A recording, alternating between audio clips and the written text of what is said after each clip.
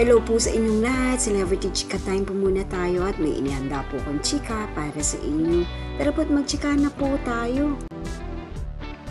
Upcoming movie ng Asia's multimedia star na si Alden Richards, 2 days to go na lamang ay mapapanood na sa mahigit 210 nationwide na mga sinihan.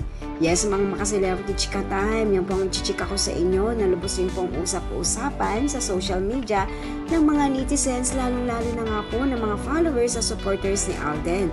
Bago po tayo dumako riyan, ay nais ko po munang batiin mga timbahay, team abroad at mga seniors natin dyan. Shoutout po sa inyong lahat at happy Monday po.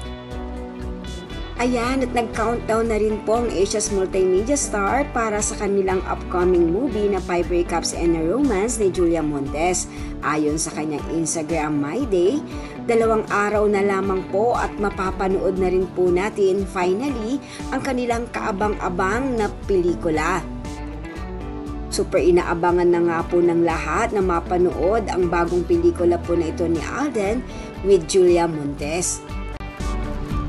At kanila na nga rin pong inanunsyo na mapapanood po ang 5 Breakups and a Romance sa mahigit 210 cinemas nationwide sa darating na October 18, 2023. Yes po, 2 tulog na nga lamang po at mapapanood na po natin sa widescreen o sa mga sinihan ang movie po na ito na ayon rin po sa kanilang anunsyo, ito po ay rated PG o parental guidance. Kaya naman nga po hanggang sa mga sandaling ito ay panay pa rin po ang pagpopromote ni Alden at Julia sa kanilang upcoming movie na ito.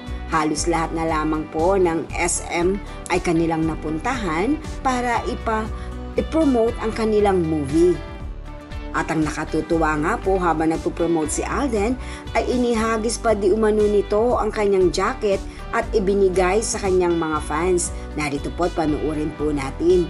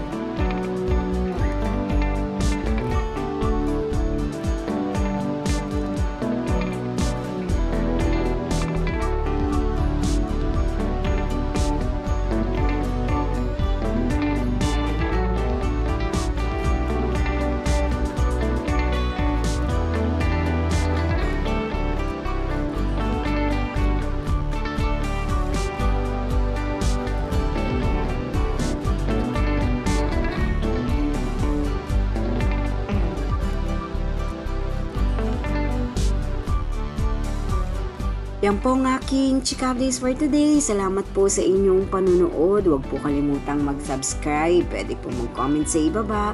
Basta't wag lamang po harsh o nakakasakit sa isa't isa. Salamat po muli. Spread love, not hate.